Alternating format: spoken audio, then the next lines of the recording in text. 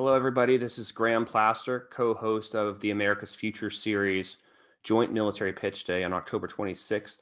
And I'm very pleased and honored to be here with Eric Yuan, the founder of Zoom, today as our keynote speaker. We're pre-recording this message just a couple days before the event to work around tight schedules.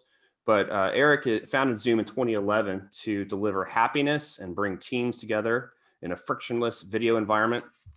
And as most of you know, Zoom's video-first unified communications platform continues to dramatically transform the way leading global enterprises communicate. Under Eric's leadership, Zoom has been one of the highest performing tech IPOs of 2019. Prior to founding Zoom, Eric was corporate vice president of engineering at Cisco, where he was responsible for Cisco's collaboration software development. Eric was one of the founding engineers and vice presidents of engineering at WebEx. And between 97 and 2011, he grew his team from 10 engineers to more than 800 worldwide and contributed to revenue growth from 0 to more than $800 million. Eric has been named one of the most powerful people in enterprise tech by Business Insider.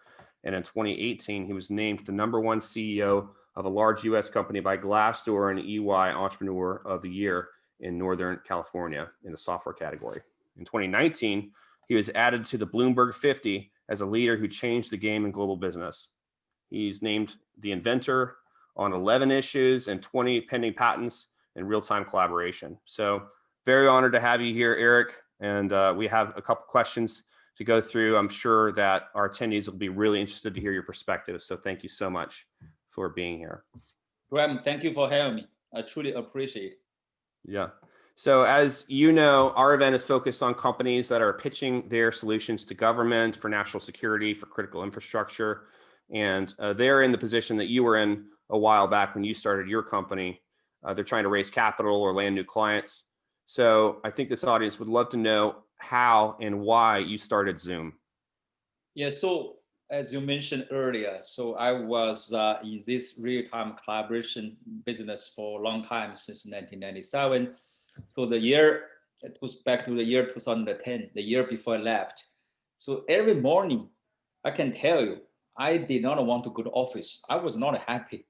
So the reason why every time when I was in the office, when I talked with the WebEx customer, I did not see a single happy customer. I felt very embarrassed. And 1 year later, I decided I got to leave to build a new solution. And Cisco is a great company, but Cisco was unwilling to change back then for building up a new solution. So finally, I say, yeah, I cannot live with that anymore. I had to build a new solution to deliver happiness back to those customers. So back in 2011, you had this idea and you started to pitch investors. How many times did you hear investors say no before you got a yes? So very soon I realized it's better for me don't pitch to invest anymore because everyone told me no. So I feel like a waste of my time. And I stopped after they all said no to me. And finally I got some angel investment from some of my friends. No VCs wanted to fund at that time. So many times I got a decline. Yeah. What makes a good name for a company? Why'd you call it Zoom? Oh, that's the long story. But anyway, long story short, 2 weeks before I launched the Zoom service, I still did not have a good name. So it took me 6 months, completely failed, disaster. I called one of my friends. His name is Jim Shaman. He gave me 4 names. Over the weekend, I picked up Zoom. That's how we got this. Okay. So, but what do you think makes the name Zoom work so well for you guys, and why'd you pick it?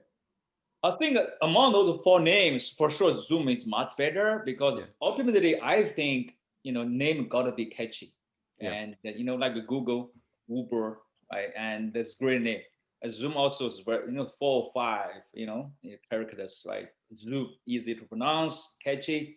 I think it's better than some like a very weird names. Yeah. Okay. Fast forward to today. In the last several months with COVID, Zoom has become a household name. It's being used by teachers, doctors, business leaders, yoga instructors, grandparents, and students. But what are some of the proudest moments in these last couple months that you have had in the company?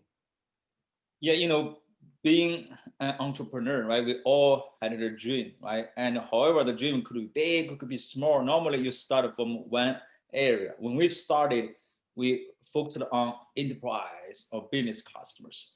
We never thought about that, like a K-12 schools, the kids, they might be using Zoom. And when my daughter, first day when her school, when they decided to use Zoom for online classes, when she asked a question that how to raise hand during the Zoom class, at that time I feel very proud. Meaning, Zoom can help those K to 12 kids, right, to learn online. I just feel, very proud of that moment. Why do you think so many people are using Zoom over other options? I think there are many reasons. I think for sure timing, because now really need a solution, because the solution is very easy to use. I would say frictionless experience, and the quality is good. I just more like hard work, timing, and also the product, and the quality and easy to use. Yeah, can you like tell me a little bit more about what you mean by frictionless? See, like when it comes to video conferencing, and you see you send me a link to join a meeting. If I needed to click multiple times, 3 or 4 clicks, it download a big client. Finally, I still do not know how to turn on my video, how to make my microphone speakerphone work, my talk. I do not know, maybe the audio is choppy. That's just one experience like that. You are not going to use that second time, right? That's a part of the overall frictionless experience. Yeah. Yeah. During Zoom's rise in popularity, you've faced some challenges related to security and privacy. Can you give us a little bit of a sense as to what Zoom is doing and has done since the spring in this area? Yeah, absolutely. So as I mentioned earlier, Zoom was built to serve for enterprise or business customers. The way it works is that we have all kinds of security features. However, normally when you work together with a lot of enterprise, or government customers, you work together with the IT team, to decide which feature to disable, enable, and then have a official, obviously, I call that onboarding process, right? Before you give to your employees. But during this pandemic crisis, there are so many first-time users, consumers, including K-12 schools. The biggest mistake I made is I did not realize quite often they do not have IT team, right? So I think not only do we play the role of serving them with a service, but also we should play a role of IT. Right? Mm. We should enforce some privacy security feature like password, like a waiting room, like remove the meeting ID from the user interface in case you share it to the social media. I think a lot of things like that, right? We have to make a change. That's why we took a step back and we put all the new feature development on hold for 90 days and Mm. hired a lot of security researchers to really understand what had happened, and also had a new CISO and the new head of a bug bounty program, third party penetration testing, source code review. We do a lot of things. Also, we keep everything open and transparent. When it comes to security, not only do you focus on that, fix that, make it a part of a company DNA, but also you got to keep everything open, transparent. Like we had a weekly security privacy webinar to share everything to our user community. I think that's what we did. I think again, this is an ongoing effort. Privacy and security is already part of our company's DNA now. Mm. So, yeah, and you might have already touched on it, but has there been anything else new related to security and privacy since that time that Zoom has done? Yes, absolutely. So, like for sure, we improved our bug bounty program. I had a new head of a bug bounty program, is very, very experienced. And also we acquired a company, a New York-based company, and the K-base, they are the expert on end-to-end encryption. We're going to announce very, very soon, actually this weekend. I think we got to be open-minded, right? So not only do we build a solution, but also what we can do, right? To kind of acquire a company, acquire a technology to further improve our overall privacy and security experience. So I understand that you have a specialized product for the U.S. government called Zoom Government. Can you explain to our audience who has a lot of government, connections, a little bit about Zoom for Government? Yeah, so when it comes to, I think the building the software or service, I think normally it's better to split your commercial cloud and also government cloud. The government is very different. Like in our case, our government cloud, we use the Amazon AWS, the cloud, government cloud, and also the two Equinix cloud. And the data center is only US based. There's no, federation connection, interoperability with any of our other data centers in other countries. And also our DevOps team must be US only person. And also we will get the FedRAMP certificate, right? Which for now is FedRAMP Impact in level 2. I will plan to be the level 4. It's very different. Right? I think privacy security is extremely important, right? And also goes through a different audited as well. I think that's we treated that totally separately compared to our commercial cloud. So once this pandemic is behind us and we go back to normal, if that ever happens, what does the future look like for Zoom? I think first of all, I think the new normal will be like, I do not think anyone, including Zoom, will send all of our employees back to office as before. It's very likely it will be the hybrid. So meaning 3 days at home, 2 days in the office. Having said that, I think the tools like Zoom will stay.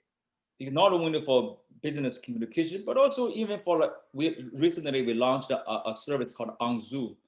We give knowledge workers a platform, right? They can host the event, they can make a living, more like a Uber, right? You have a car, you have time, you can become Uber driver. Now you have greater technology or knowledge about the security, about maybe cooking or yoga, you can be a on Zoom host, right? And that's the product platform. I think those kind of video centric and experience will stay.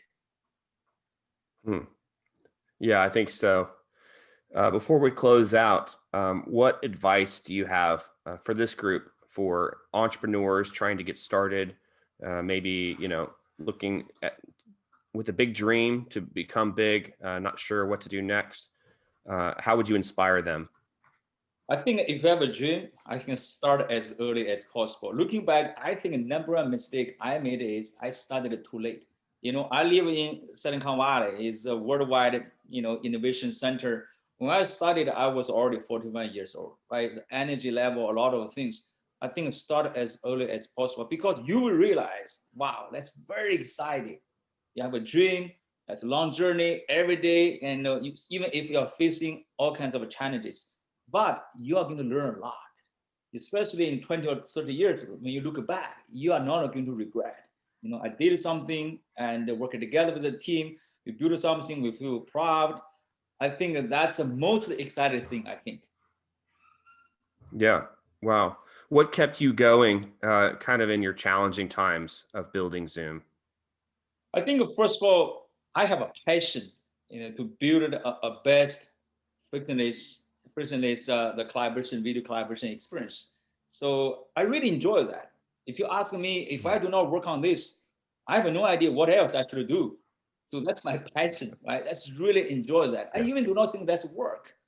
I think life is work, work is life. I truly enjoy that. That's why every morning when I wake up, I fully in charge.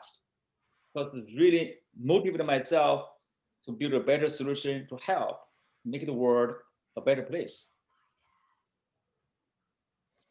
Well, that's the end of all of our questions. I wish we could keep on talking longer because I think there's a lot I could continue to learn from you, and a lot of the attendees would love to learn from you. But we're going to have an open Q&A session on the day of the event with one of your reps to get into Zoom Gov. So we're excited to encourage people to look into that.